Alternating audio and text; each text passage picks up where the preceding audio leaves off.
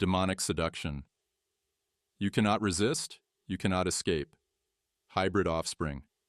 People believed he was half dragon and half human, and strange abductions, where beings from other worlds desired human sexual contact. In cultures around the globe, there are tales of intimate encounters with extraterrestrial beings. But could these stories be more than myth? Did aliens truly come to Earth to mate with humans? Clearly, there are entities out there with an agenda, mating with human beings for their own purposes. Millions of people worldwide believe that we were visited in the distant past by extraterrestrial beings. What if it's true? Did ancient aliens really help shape our history? And if so, could we be the product of alien breeders? Leipzig, Germany, 2010. A team of biologists, led by Svante Pääbo of the Max Planck Institute for Evolutionary Anthropology, makes a stunning announcement. Their research shows that early humans not only coexisted with other, more primitive hominids, but also interbred with them. Even more astonishing is their finding that another, as yet unidentified species may also be represented in human DNA. For most people, the typical DNA model of human evolution suggests a straightforward progression from earlier hominids to anatomically modern humans. Not so. We're now seeing evidence of interbreeding with what mainstream media calls a mystery species of humans. There's been debate over whether early Homo sapiens interbred with Neanderthals and others. But if primitive hominids were already here, evolving naturally, it's not a big leap to imagine crossing their DNA with something else. Anthropologist John Hawks from the University of Wisconsin conducted a comprehensive analysis of human DNA over thousands of years and discovered something astonishing. Comparing the DNA of a person from 3000 BC to someone today, he found that our DNA has changed by 7%. In just the past 5,000 years, our genetic code has evolved 100 times faster than in any previous 5,000-year period. What happened during this time to alter our DNA by so much? Could extraterrestrial humans have interbred with us within the last 5,000 years, accounting for these monumental changes? Might our ancestors not only be hominids who lived on Earth, but also beings who came from beyond our world?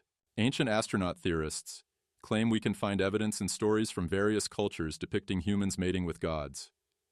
Across world mythologies, otherworldly beings, gods, supernatural entities, demons, are said to have had sex with humans. The cultural interpretation depends on religious and social factors, but the essential theme is consistent. We can read about all sorts of strange beings having their way with humans. If we strip away the symbolic interpretation and consider them as actual events, we might see them as encounters with extraterrestrials. There's an abundance of stories about human extraterrestrial interbreeding across many cultures. To dismiss it all as mere fantasy seems illogical. If extraterrestrials really have been mating with humans since ancient times, what was their purpose? Ancient astronaut theorists believe the answer lies in the biblical stories of the fallen angels. Scripture refers to rebellious angels who disobeyed God, came to earth, found human women attractive, and married them, meaning they had sex with them and produced offspring. God disapproved, and while Genesis only hints at this, the extra-biblical book of Enoch goes into detail. The book of Enoch states that 200 angels defied God's command, descended to earth, and mated with human women. They sought earthly beauty. Although these angels were spiritual beings, the text describes them physically interacting with humans. This suggests we should rethink what these sons of God really were. Perhaps not angels as we think of them, but extraterrestrials with a genetic agenda.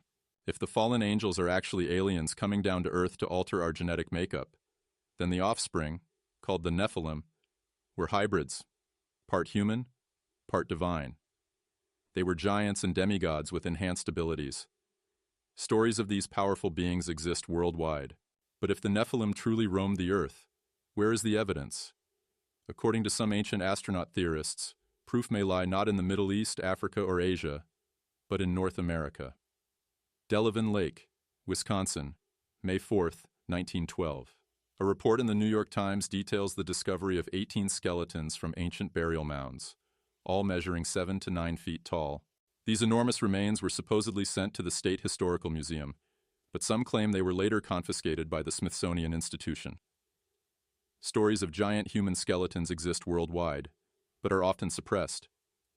If verified, they challenge mainstream views of evolution and suggest an otherworldly origin, possibly linking them to extraterrestrial human hybrids. Did ancient humans really have sexual encounters with extraterrestrials that produce superhuman offspring? If so, why aren't these giants among us today? Ancient astronaut theorists say the answer lies once again in the Bible. Because the human gene pool had been contaminated, God allegedly sent a great flood to cleanse the earth. Noah, chosen to survive, may have had extraterrestrial genetic influence.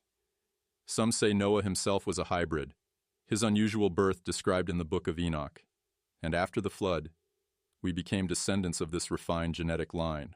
Many cultures have flood legends that erase a previous, more advanced world connected to beings from the stars.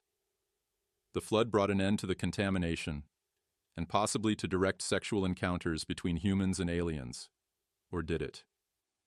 Mount Olympus, Greece. Here, the Olympian gods often came down to intervene in human affairs, waging wars, teaching skills, and mating with mortals. Zeus's unions with mortal women produced extraordinary heroes like Hercules and Helen of Troy. Greek myths, long considered purely symbolic, have gained historical credibility as archaeological finds confirm the reality of places like Troy. If we stop dismissing these accounts as fantasy, perhaps the Olympians were advanced beings who interacted with humans. Similar stories exist in China, where Emperor Gao of the Han Empire was allegedly conceived after his mother encountered a hovering dragon, a fiery presence that could have been a craft, suggesting extraterrestrial impregnation. Could these conception stories in Greece and China really be accounts of alien-human hybridization as part of a larger extraterrestrial agenda? In medieval times, the Catholic Church documented countless confessions of women allegedly seduced by demons, incubi and succubi. These demons came at night, paralyzing their victims and stealing semen or impregnating women. The Church's Inquisition punished those accused of consorting with demons. Modern alien abduction accounts often mirror these medieval stories. In 1957, a Brazilian farmer claimed he was taken aboard a spacecraft and forced to have sex with a strange-looking blonde female. In 1961, Betty and Barney Hill described being probed by gray aliens who extracted reproductive material. Are we seeing a direct link between ancient tales of demonic seduction and modern extraterrestrial abductions? Abductees often report pregnancies that vanish without explanation, just as medieval women sometimes claimed their bellies grew and then emptied.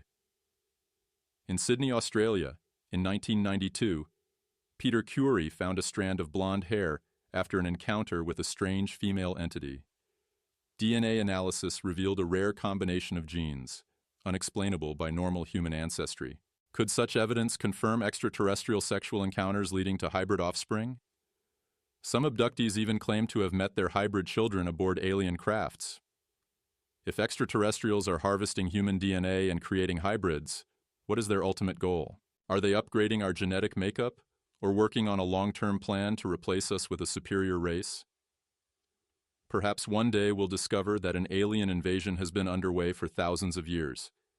An invasion not fought with armies and weapons, but quietly, within our own bodies.